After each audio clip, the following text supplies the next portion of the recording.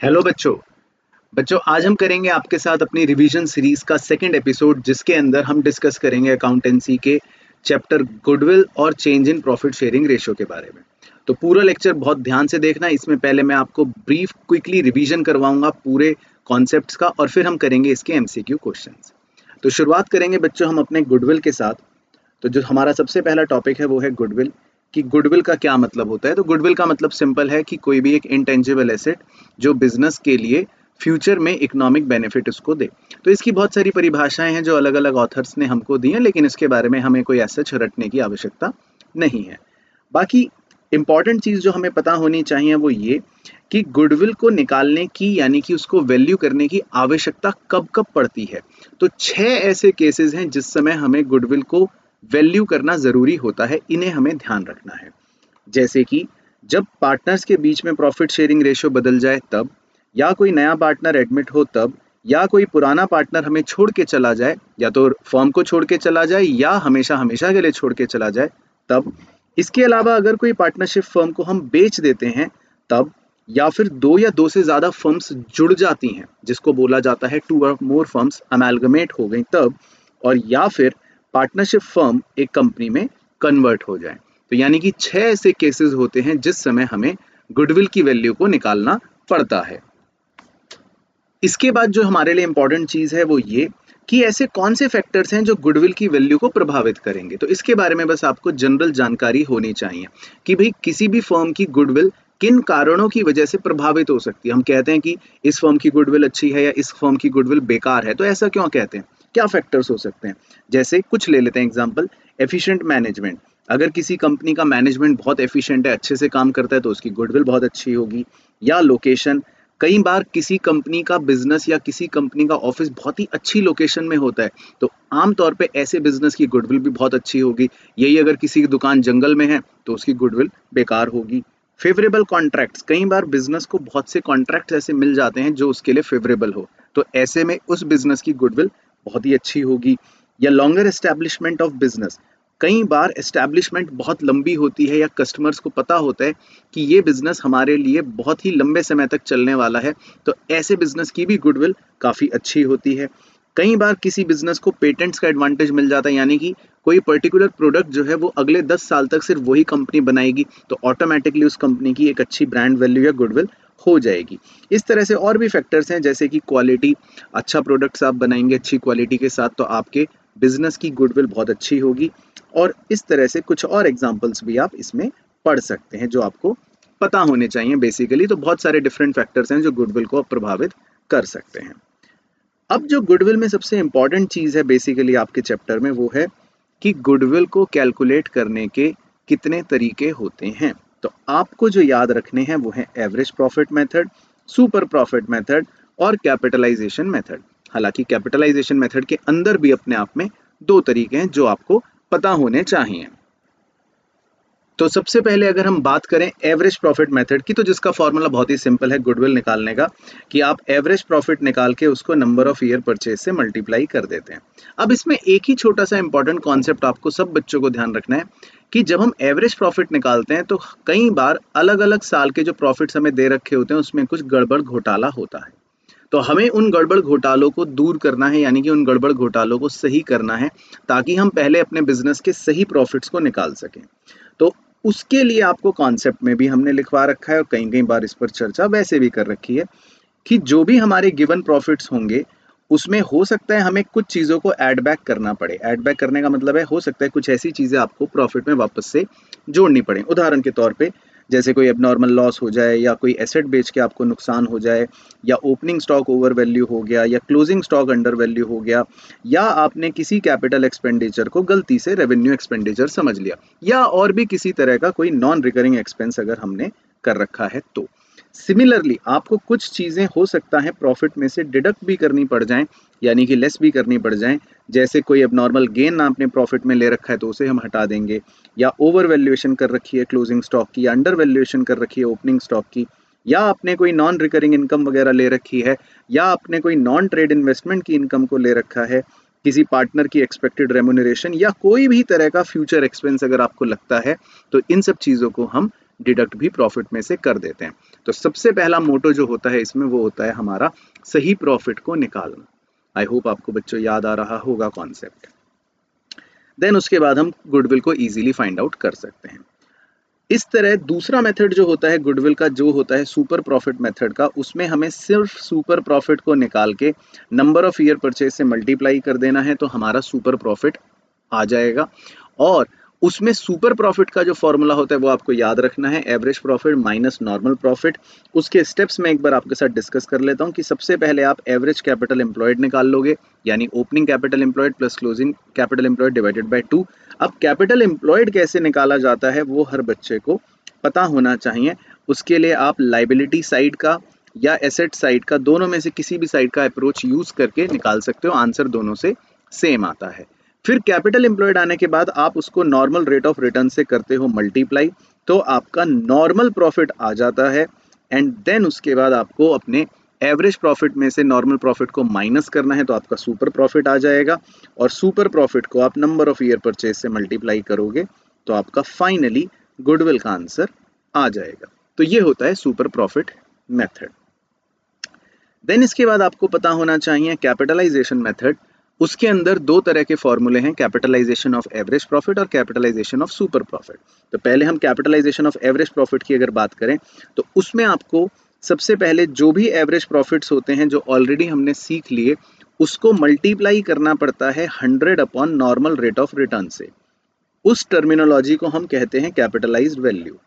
फिर हमें निकालना पड़ता है नेट एसेट्स, यानी कि जिसको आप बोल सकते हो एक प्रकार से कैपिटल एम्प्लॉयड ही, क्योंकि दोनों का फॉर्मूला सेम है। और फिर आपको स्टेप 1 में से स्टेप 2 को माइनस करना पड़ता है और आपकी गुडविल आ जाती है। यानी कि कैपिटलाइज्ड वैल्यू में से माइनस करना है नेट एसेट्स, तो हमारा गुडविल का आंसर आ जाएगा। अब एक सबसे इंपॉर्टेंट बात जो आपको इसमें ध्यान रखनी, बड़े ध्यान से सुनना, कि नंबर ऑफ ईयर परचेज का इस मेथड के अंदर कोई भी इस्तेमाल नहीं होता। ये इसमें आपके लिए एक हिंट पॉइंट की तरह भी काम करेगा, क्योंकि कई बार क्वेश्चन में नंबर ऑफ ईयर परचेज नहीं देता और बच्चा कहता है कि क्वेश्चन ने ये नहीं बताया कौन सा मेथड इस्तेमाल करना है, तो ऑटोमेटिकली पता चल गया कि नंबर ऑफ ईयर परचेज नहीं दिया तो इसका मतलब कैपिटलाइजेशन मेथड ही इस्तेमाल करना है। और बाकी capitalisation of super profit method जो है वो तो बिल्कुल ही आसान और सीधा है। वो तो मैं ऐसे ही लिख सकता हूँ कि सुपर प्रॉफिट जो हम निकालते हैं उसको 100 अपॉन NRR से मल्टीप्लाई कर देंगे तो आपका सुपर प्रॉफिट का कैपिटलाइजेशन मेथड भी हो जाएगा। तो ये है क्रिस्प रिवीजन हमारे। अब हम चलेंगे बच्चों अपने नेक्स्ट टॉपिक की तरफ, जिसका नाम है change in profit sharing ratio. I hope आपको गुडविल का क्रिस्प रिवीजन तो अच्छे से याद आ गया होगा, बहुत ही छोटा है। अब change in profit sharing ratio के बारे में पहले मैं आपके साथ डिस्कस कर लेता हूँ कि चैप्टर आखिर हमसे क्या चाहता है। इस चैप्टर में हमें किन बातों का ध्यान होना और किन बातों के बारे में पता होना चाहिए। भाई change in profit sharing ratio का मतलब है कि एक प्रकार से ये पार्टनरशिप में रिकॉन्स्टिट्यूशन हो गया, इस बात का पता होना चाहिए। टॉपिक्स की अगर हम बात करें तो हमें एक तरह से पार्टनर्स में जो प्रॉफिट शेयरिंग रेशियो में चेंज हुआ उससे सैक्रिफाइसिंग और गेनिंग रेशियो निकालना आना चाहिए मेनली। अकाउंटिंग आनी चाहिए गुडविल की मेनली। हर प्रकार के रिजर्व या एक्यूमुलेटेड प्रॉफिट और लॉस की ट्रीटमेंट हमें आनी चाहिए। साथ ही साथ हमें रीवैल्यूएशन ऑफ एसेट और लाइबिलिटी के बारे में भी ज्ञान होना चाहिए। बाकी कैपिटल अकाउंट बनाना हम ऑलरेडी चैप्टर 1 में जानते हैं और बैलेंस शीट जो है वो हमारे को बनाने के लिए अब तो नहीं आएगी। तो अब मैं इस चैप्टर की सारी बातों को आपके साथ डिटेल में एक बार डिस्कस कर लेता हूं कि हर टॉपिक में क्या कॉन्सेप्ट हमारे अप्लाई होंगे। आइए जी, तो मैं हर टॉपिक के अगर कॉन्सेप्ट की आपके साथ बात करूं इसमें, तो सबसे पहले होता है कि गेनिंग और सैक्रिफाइसिंग रेशियो निकालना। तो सबसे सिंपल ये है कि जैसे ही पार्टनर्स का प्रॉफिट शेयरिंग रेशियो चेंज हो जाए तो आप ओल्ड शेयर में से न्यू शेयर को माइनस करेंगे। माइनस करने पर हो सकता है कुछ पार्टनर्स के आंसर पॉजिटिव आए, हो सकता है कुछ पार्टनर्स के आंसर नेगेटिव आए। आपको बस एक चीज़ का ध्यान रखना है, जिन पार्टनर्स के आंसर पॉजिटिव आ रहे हैं इसका मतलब उन्होंने वो सैक्रिफाइस करा है, और जिन पार्टनर्स के आंसर नेगेटिव आ रहे हैं इसका मतलब उन्होंने गेन करा है। तो सिंपल कॉन्सेप्ट खत्म, old share minus new share करा, माइनस जो आया तो इसका मतलब गेन, और पॉजिटिव तो आया तो इसका मतलब सैक्रिफाइस। दूसरा हमारा कॉन्सेप्ट है गुडविल को लेकर। गुडविल के बारे में दो बातें हो सकती हैं, बड़े ध्यान से सुनना। या तो हो सकता है कि हमारे पास एक एग्जिस्टिंग गुडविल हो जो हमारे बैलेंस शीट के अंदर ऑलरेडी आ रही है, तो ऐसी गुडविल को हम पार्टनर्स के बीच में ही राइट ऑफ करवा देते हैं, जिसकी एंट्री होती है partners capital account debit to goodwill, और उस राइट ऑफ करने को हम ओल्ड रेशियो में इस्तेमाल करते हैं, यानी कि गुडविल को राइट ऑफ पार्टनर्स के बीच में ओल्ड रेशियो में करवा दिया जाता है। और अगर गुडविल हमें एग्जिस्टिंग यानी बैलेंस शीट में नहीं दे रखी, वो अलग से वैल्यू हुई है, यानी बैलेंस शीट के बाहर हमें अलग से कोई वैल्यू करके दे रखी है, तो उस केस में हमारी कॉन्सेप्चुअल एंट्री बन जाती है gaining partner debit to sacrificing partner, यानी जिसको हम शॉर्ट में बोल सकते हैं अब G2S। तो गुडविल के लिए आपको सिर्फ दो ही बातों का ध्यान रखना है। तीसरा हमारा इसमें जो टॉपिक हमें पता होना चाहिए वो है रीवैल्यूएशन का एसेट्स और लायबिलिटीज का। तो रीवैल्यूएशन की बात मैं आपके साथ डिस्कस कर लेता हूं नीचे, कि revaluation of assets and liabilities में क्या दो मेन बातें हो सकती हैं। तो बच्चों, रीवैल्यूएशन के अंदर दो मेन बातें ये हो सकती हैं कि जब भी पार्टनर्स अपने एसेट्स और लायबिलिटीज को रीवैल्यू करते हैं, तो हो सकता है वो ये बोलें कि उन्हें अब बैलेंस शीट के अंदर न्यू वैल्यूज को प्रेजेंट करना है, या फिर पार्टनर्स ये भी बोल सकते हैं कि वो चाहते हैं कि ओल्ड वैल्यूज ही कंटिन्यू करती रहें, यानी कि वो जो भी परिवर्तन हुआ है एसेट लायबिलिटी में उसके प्रभाव को दिखाना नहीं चाहते। तो आपको दोनों ही केसेस में अलग अलग प्रकार से मुंशीगिरी करनी पड़ जाएगी। तो अगर हम पार्टनर्स के पहले केस की बात करें, यानी कि वो चाहते हैं कि नए वैल्यूज को दिखाया जाए या चेंजेस को अडॉप्ट किया जाए, तो उस केस में आपका जो भी रीवैल्यूएशन का प्रॉफिट होगा आप उसे डिस्ट्रीब्यूट कर देंगे पार्टनर्स के बीच में, वो भी ओल्ड रेशियो में। तो उसकी एंट्री हो जाएगी revaluation account debit to partners capital account old ratio. और अगर आपका रिवैल्यूएशन का कोई लॉस होगा तो वो लॉस भी आपके पार्टनर्स के बीच में ही डिस्ट्रीब्यूट कर दिया जाएगा और वो करा जाएगा आपके ओल्ड रेशियो में। तो उस केस में आपकी एंट्री होगी partners capital account debit to revaluation.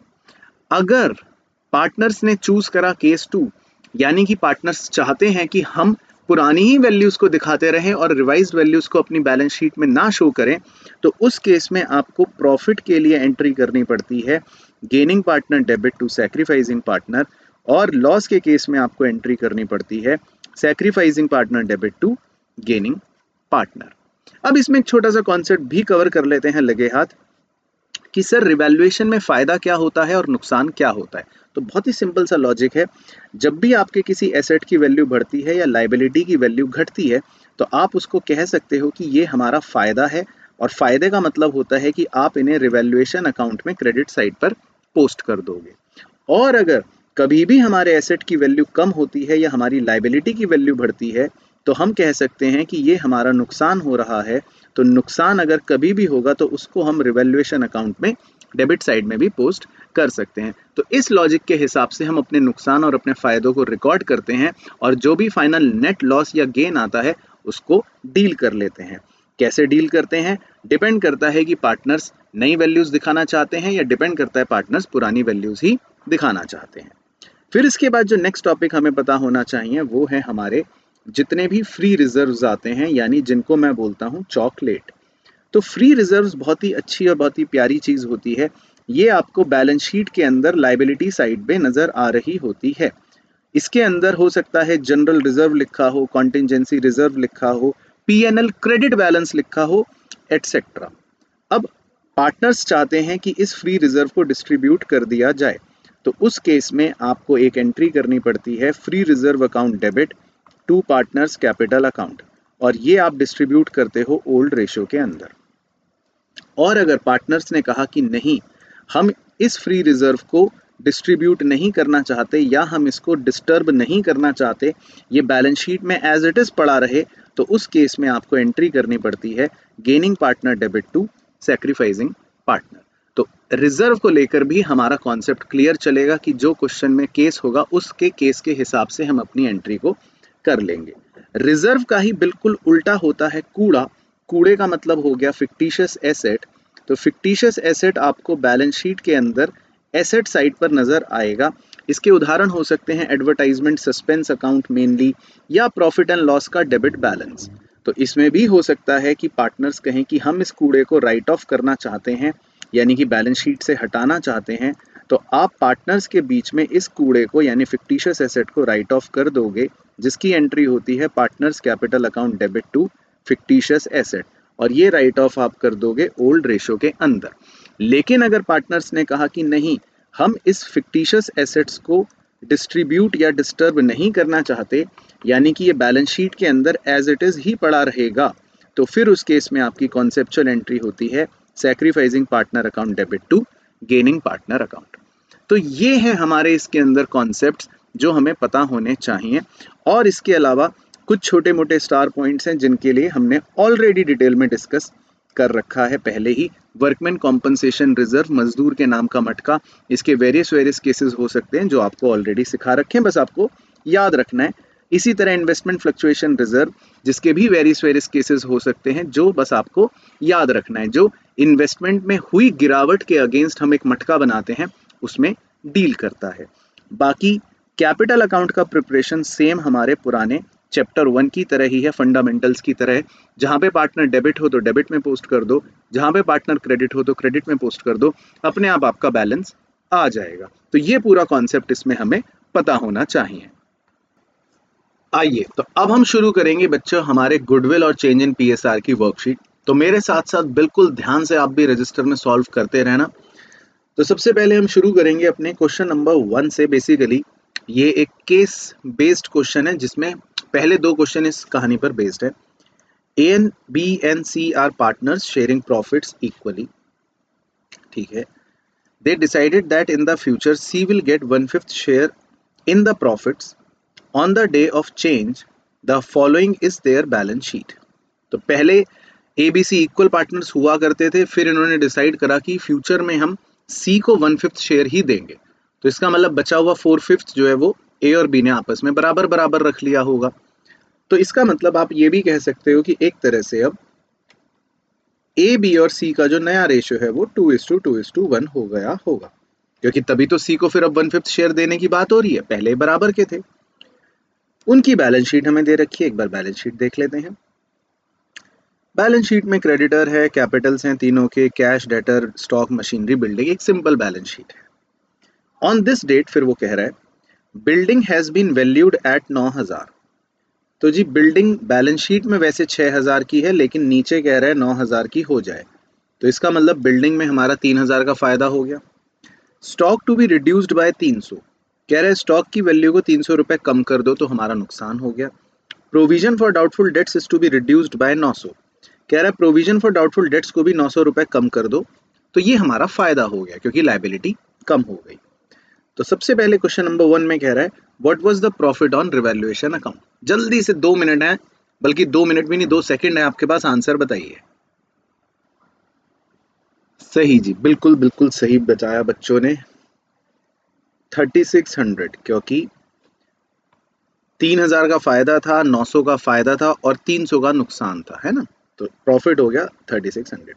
और दूसरा पूछ रहा है what was the profit amount transferred to C's account, कह रहे हैं सी के अकाउंट में आप कितना प्रॉफिट ट्रांसफर करोगे। बड़ा अच्छा क्वेश्चन है बच्चों ये। अब देखो, जब रिवैल्यूएशन का प्रॉफिट होता है तो उसको हम ओल्ड रेशो में ही बांटते हैं, इस बात का ध्यान रहे। तो हमारा जो रिवैल्यूएशन का गेन हुआ 3600 अभी ऊपर, तो वो ए बी सी में बराबर बटेगा। तो सी का रेशो यानी कि ओल्ड रेशो के हिसाब से 1/3 शेयर ही बनेगा। तो सी का जो सही आंसर आएगा इसमें वो आएगा 1200 रुपए। तो ये हो गया हमारा क्वेश्चन 1 और क्वेश्चन 2। इसके बाद एमसीक्यूज देखते हैं और क्या क्या है। Question number 3, purchased goodwill arises eight the time of. तो बच्चों गुडविल 2 प्रकार की होती है, एक होती है परचेज्ड गुडविल, एक होती है सेल्फ जनरेटेड गुडविल। तो परचेज्ड गुडविल वो होती है जो हम कंपनी जब कोई खरीदते हैं उस समय पैसे देकर उसकी गुडविल को खरीद लेते हैं, वो हो गई परचेज्ड। लेकिन सेल्फ जनरेटेड गुडविल वो होती है जो अपने आप किसी भी कंपनी की गुडविल बन जाती है over a period of time. तो कह रहे हैं परचेज्ड गुडविल कब अराइज होगी। वेरी सिंपल आंसर, तो ए परचेज ऑफ बिजनेस, जब हम कोई बिजनेस को परचेज करेंगे, बिल्कुल सही। इसके बाद है question number 4, which of the following factor decreases the value of goodwill. हमने आज शुरू में कॉन्सेप्चुअल रिवीजन करा था कि बहुत से फैक्टर्स होते हैं जो गुडविल को प्रभावित करते हैं। तो कह रहा है कौन से फैक्टर से गुडविल कम होगी। Continuously incurring losses, customer satisfaction, favourable contract या फेवरेबल लोकेशन। तो very simple answer, continuous losses होने से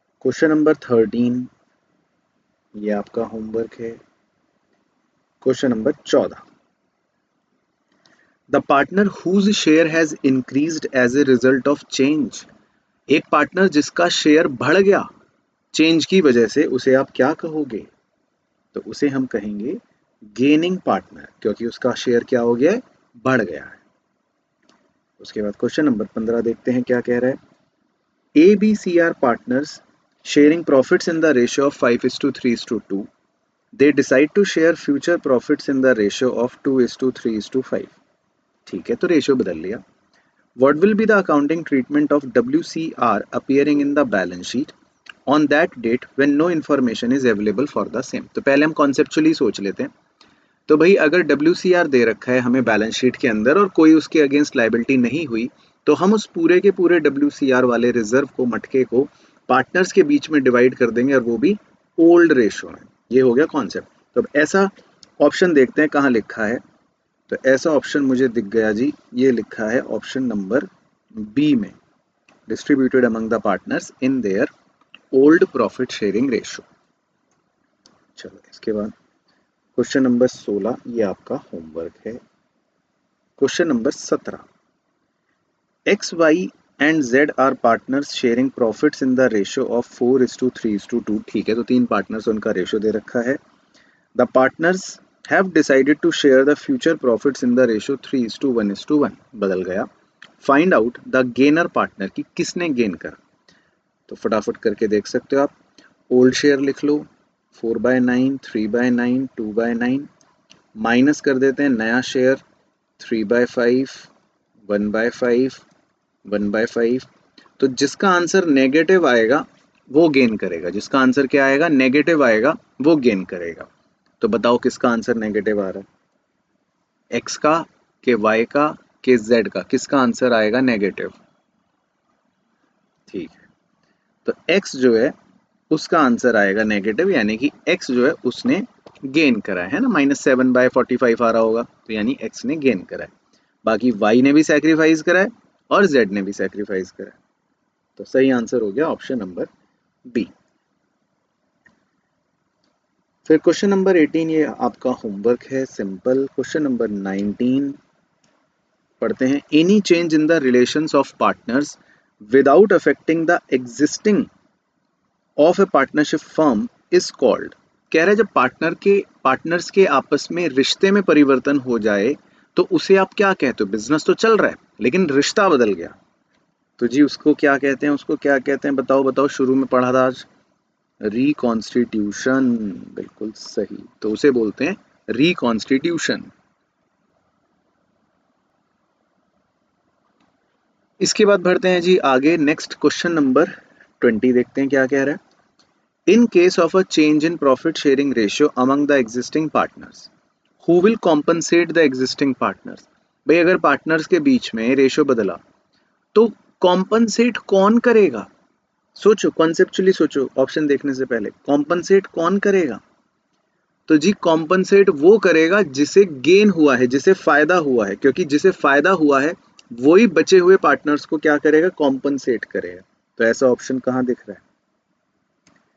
गेनिंग पार्टनर शेल कॉम्पनसेट, मतलब गेनिंग पार्टनर जो है वो कॉम्पनसेट करेगा, वो भरपाई करेगा। चलो उसके बाद तैयार हो जाओ, क्वेश्चन 21 आपको करना है जल्दी अपने आप फटाफट।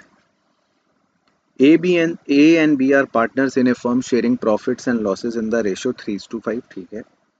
They admit a new partner C। ठीक है।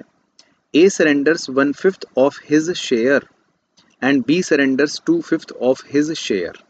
तो देखो जी, A ने अपने शेयर का 1/5 सरेंडर करा है और B ने अपने शेयर का 2/5 सरेंडर करा है। तो ध्यान रखना, ऑफ का मतलब आपको सिखा रखा है, मतलब मल्टीप्लाई करना। तो A का अपना शेयर कितना था? 3/8। तो A अपने शेयर का 1/5 सैक्रिफाइस कर रहा है, तो ये A का सैक्रिफाइस है लाल रंग से। फिर B का शेयर कितना था? B का शेयर था 5/8। तो B अपने शेयर का 2/5 सैक्रिफाइस कर रहा है, तो ये B का सैक्रिफाइस है काले रंग से। तो अगर मैं लाल रंग की बात करूं तो A का सैक्रिफाइस हो गया 3/40, और काले रंग की बात करूं तो B का सैक्रिफाइस हो गया 10/40। ये मतलब हो गया। तो फिर वो कह रहा है उसके बाद in favour of C, for the purpose of C's admission goodwill of the firm is valued at 75,000। Firm की गुडविल जो है वो 75,000 वैल्यू की गई। C brings his share of goodwill in cash. C जो है वो अपने गुडविल का शेयर लेकर आया कैश में, which is retained in the firm's book, जो फर्म ने रख लिया। तो कह रहा है calculate sacrificing ratio of A and B. तो एक बार सैक्रिफाइसिंग रेशियो निकालो ए और बी का। तो सर ये भी कोई सवाल हुआ भला? ये तो आप ही ने सॉल्व कर दिया बातों बातों में, और क्या, मैंने ही कर दिया था, मुझे क्या पता था ये पूछेगा। तो ए का सैक्रिफाइस था 3/40 और बी का सैक्रिफाइस था 10/40। तो अगर आप इसका रेशियो निकालोगे तो इसका रेशियो आएगा 3:10। तो इसका जो सही ऑप्शन है वो बेसिकली 3:10 है। तो वो थोड़ा सा प्रिंटिंग मिस्टेक थी, तो उसको मैंने करेक्ट कर दिया। तो सही ऑप्शन है 3:10। तो सैक्रिफाइसिंग रेशियो हो गया 3:10। चलो क्वेश्चन नंबर 22 आपका होमवर्क है, वो आप अपने आप करोगे। अब आएंगे जी धमाकेदार क्वेश्चन जिसमें आपको लगता है डर। क्वेश्चन नंबर 23 देखते हैं जी। तो कहानी याद है ना, इसमें क्या होती थी, एक असर्शन होएगा, फिर उसका एक रीज़न होगा। रीज़न को आप बिकॉज लगा के पढ़ना कि भाई ये उसका रीज़न बिकॉज की तरह दे रहा है। अगर लगता है दोनों चीज़ें ठीक हैं, एप्ट हैं बिल्कुल, तो ए। लगता है कि एप्ट नहीं है तो बी। अगर लगता है कि रीज़न का तो स्टेटमेंट ही बिल्कुल फॉल्स है तो सी, और अगर असर्शन ही फॉल्स लगे तो डी। तो अब सोच समझदारी से मुझे जवाब देते रहना। असर्शन कह रहा है goodwill is considered as an intangible asset but not a fictitious asset. चलो ठीक है, तो ये बात तो उसने सही कही है बिल्कुल यहाँ तक। तो रीजन पढ़ लेते हैं। Because goodwill can neither be seen and touched nor it can be purchased or sold with any other asset. तो ये जो इसने आगे बात लिख दी कि nor it can be purchased or sold, तो ये बात मेरे को तो डाइजेस्ट नहीं हो रही, मुझे तो अजीब सा लग रहा है पढ़ते हुए। क्योंकि गुडविल कह रहा है खरीदी बेची नहीं जा सकती, तो ये बात तो सरासर गलत है, क्योंकि गुडविल तो खरीदी बेची जाती है, और इनफैक्ट हम तो परचेज गुडविल को रिकॉर्ड करते भी इसीलिए क्योंकि वो खरीदी बेची गई है। तो असर्शन तो ट्रू हो गया, लेकिन इसका रीजन जो है स्टेटमेंट वो ही फॉल्स हो गया। तो सही ऑप्शन आ गया ऑप्शन सी। चलो क्वेश्चन नंबर 24 कह रहा है self generated goodwill is internally generated और हार्ड अर्न्ड गुडविल। ठीक है, यहां तक तो बिल्कुल सही बात कह रहा है। अब रीजन पढ़ लेते हैं। Because it arises due to the continued hard work of the organization, its better quality of product, etc. कह रहा है क्योंकि ये ऑर्गेनाइजेशन की अपनी लगातार मेहनत का नतीजा है या उसकी क्वालिटी प्रोडक्ट का नतीजा है।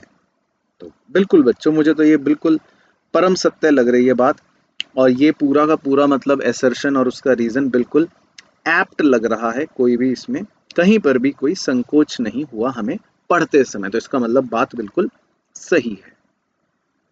चलो क्वेश्चन नंबर 25 देखते हैं, आइए। एसर्शन कह रहा है the factors which affect profit also affect goodwill.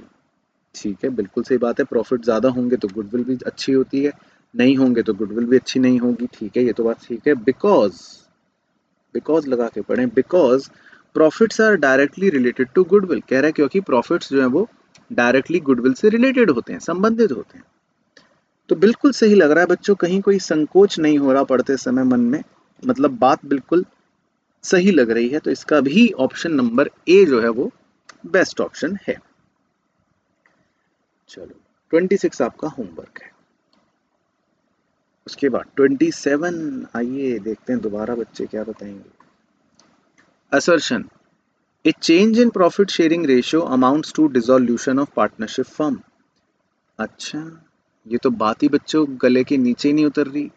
कह रहा है प्रॉफिट शेयरिंग रेशियो बदल जाने से फर्म का डिसोल्यूशन हो जाता है।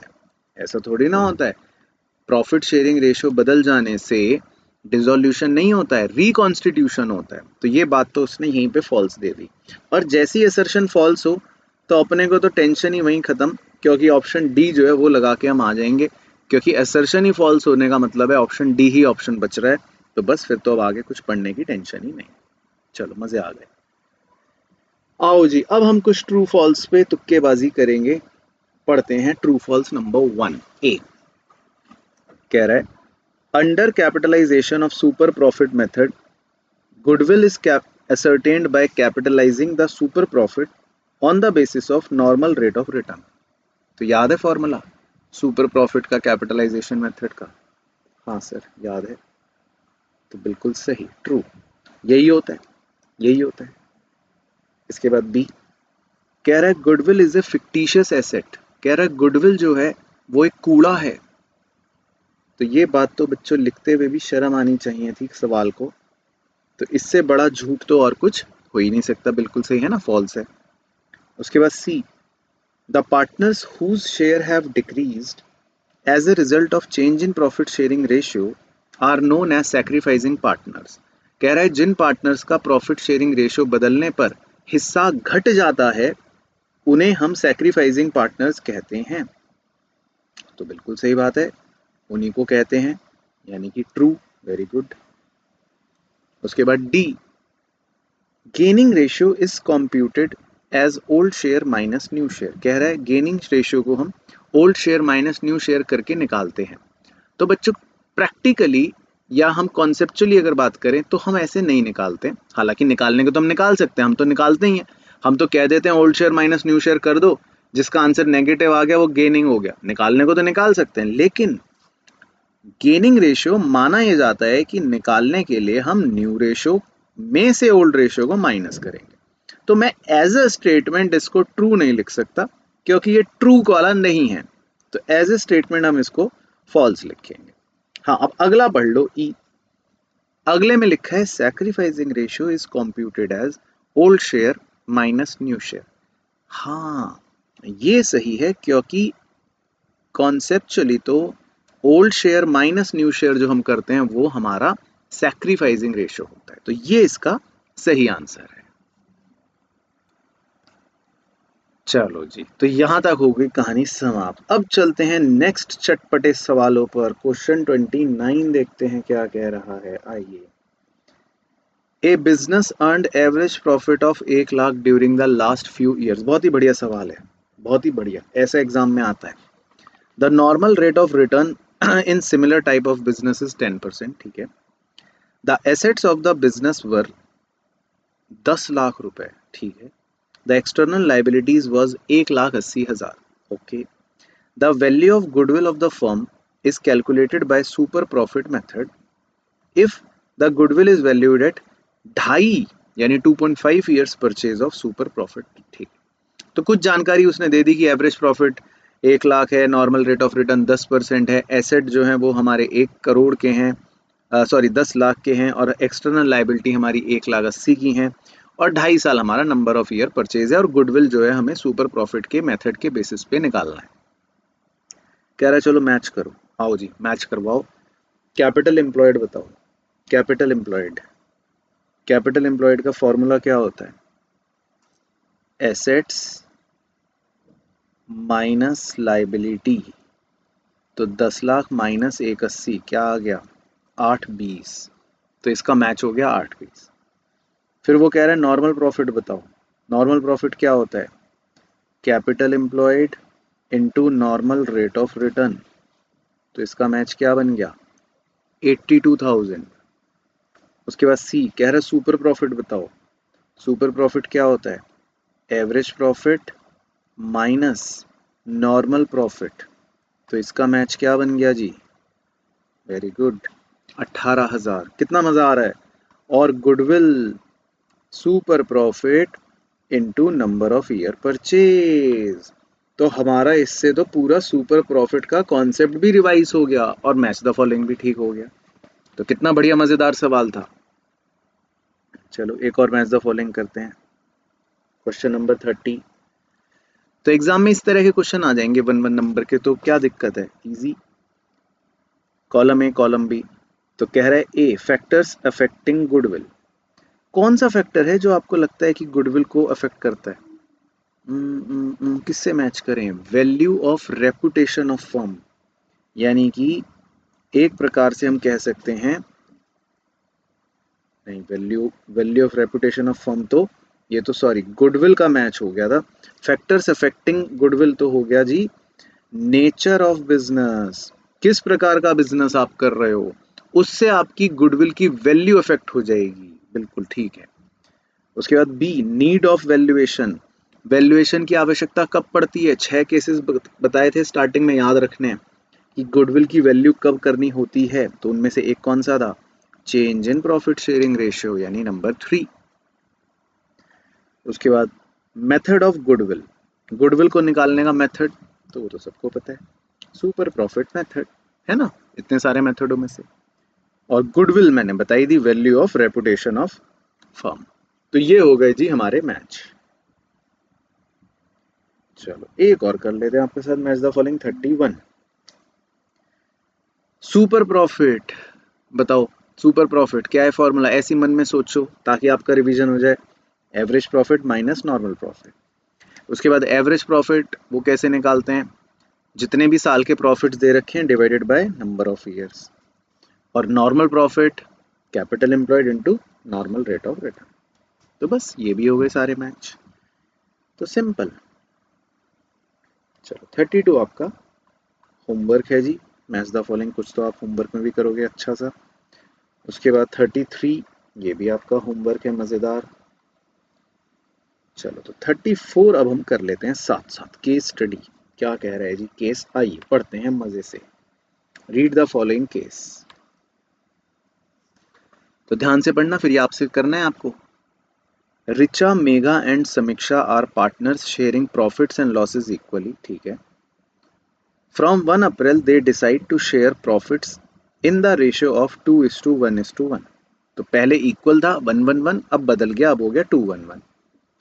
रिचा's share has been increased because she introduced additional capital of 1.5 lakh. Richa का शेयर इसलिए बढ़ा है क्योंकि वो एडिशनल कैपिटल और लेकर आ गई 1.5 लाख की। At the time of reconstitution the following assets and liabilities are revalue. तो हमने कुछ रीवैल्यूएशन करे। फ्री होल्ड प्रीमाइसेस की वैल्यू 7.5 से बढ़कर 8 हो गई, तो 50,000 का फायदा। स्टॉक की वैल्यू 2.25 से घटकर 2 हो गई, तो 25,000 का नुकसान। डेटर्स की वैल्यू 75 से घटकर 72,500 हो गई, तो 2500 का नुकसान। फर्नीचर की वैल्यू लाख रुपए से घटकर 90,000 हो गई, तो 10,000 का नुकसान। क्रेडिटर्स की वैल्यू 30,000 से घटकर 25,000 हो गई, तो 5,000 का फायदा। तो अगर मैं नेट नेट बात करूं तो फायदा है 50,000 और 5,000, यानी 55,000 तो फायदा हुआ। और अगर नुकसान की बात करूं तो ये बीच के तीनों जोड़ लो, तो नुकसान हो गया 35 और 25 और 10 35, 35 और 2500 37,500। तो इसका मतलब हमारा नेट नेट जो आएगा वो तो गेन निकलेगा, फाइनल आंसर जो निकलेगा वो गेन निकलेगा, क्योंकि 55,000 फायदा है और 37,500 का हमारा नुकसान है। तो कितना आएगा बताओ सर, हमें क्या पता, 17,500। तो इसका मतलब हमारा रिवैल्यूएशन का गेन जो आएगा वो आएगा 17,500। हालांकि पता नहीं वो पूछ रहा है नहीं पूछ रहा। तो पहले पार्ट में तो वो पूछ रहा है which of the partners made the gain. बताओ गेन किसने कराया जी, तो कर लेते हैं फटाफट old share minus new share करके। तो ओल्ड शेयर तो इक्वल था 1/3 1/3 1/3, नया शेयर हो गया था 2:1:1। तो बताओ क्या आएगा, तो इसका आएगा 12, 4 माइनस 6 माइनस 2। तो इसने गेन करा है, इसने सेक्रीफाइस करा है, इसने भी सेक्रीफाइस करा है, तो बस रिचा ने गेन करा है। तो कौन पार्टनर ने गेन करा जी, क्या आंसर हो जाएगा, रिचा ए। चलो सेकंड का आप बताओगे अब। हाँ सर सेकंड का हम बताएंगे। तो सेकंड में क्या कह रहा है, कह रहा है what is the net effect of revaluation. क्या सर, ये तो आपने ही बता दिया था, हम तो अब चेप लेंगे आपका। तो नेट इफेक्ट पूछ रहा है रिवैल्यूएशन का, वो तो वहां पे चमक ही रहा है, हमने निकाल ही लिया था। तो हमारा नेट इफेक्ट कितना आ रहा था रिवैल्यूएशन का, 17,500 का प्रॉफिट आ रहा था। बस तो ठीक है, तो हो गए अभी 2 नंबर पक्के एग्जाम में।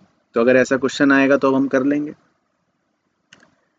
चलो इसके बाद है जी क्वेश्चन 35। ये आपका मैं होमवर्क दे देता हूँ। और फिर लास्ट क्वेश्चन नंबर 36, फिर फिनिश कहानी। आहा, मजे आ गए सर। चलो तो पढ़ लेते हैं 36 में क्या कह रहा है। A B and C are partner sharing profits equally. ठीक है। They decided that in the future C will get 1/5 share in the profits on the day of change the following is their balance sheet। तो उनकी एक balance sheet हमको दे रखी है। तो ये क्वेश्चन तो हमने सेम बच्चों पहले ही डिस्कस कर रखा है। तो हमने प्रॉफिट का रेशियो और सी का रेशियो यानी प्रॉफिट में शेयर ये निकाल लिया था। तो बेसिकली इस क्वेश्चन में हम लिख सकते हैं ये क्वेश्चन नंबर जो हमारा 1 था शुरुआत में वो ही है सेम, तो हमने कर रखा है। तो चलो कोई दिक्कत नहीं है। तो उल्टा आपके मजे आ गए, यानी कि एक क्वेश्चन तो आपको कराया ही मिल गया। तो ये थी बच्चों हमारी देखो पूरी वर्कशीट, जिसमें हमने देख लिया गुडविल और जिसमें हमने देख लिए change in profit sharing ratio के कुछ एमसीक्यू बेस्ड क्वेश्चन, और मेन जो स्टार्टिंग में हमने पूरा कॉन्सेप्ट क्विकली रिवाइज करा था वो इम्पॉर्टेंट था। तो आई होप बच्चों आपको पूरा अच्छे से आज का समझ आया होगा। सारा कॉन्सेप्ट क्रिस्प वे में आपको रिवाइज हो गया होगा, समरी आपको याद हो गई होगी, और इन क्वेश्चंस की प्रैक्टिस से आपको आइडिया लग गया होगा कि कैसे एग्जाम्स में क्वेश्चन हमसे और पूछ सकता है। बाकी आप अपनी रेगुलर पढ़ाई करते रहना, रेगुलर रिविजन्स करते रहना। मैं आपसे मिलता हूँ अब नेक्स्ट वीडियो के अंदर। Till then take care, good bye.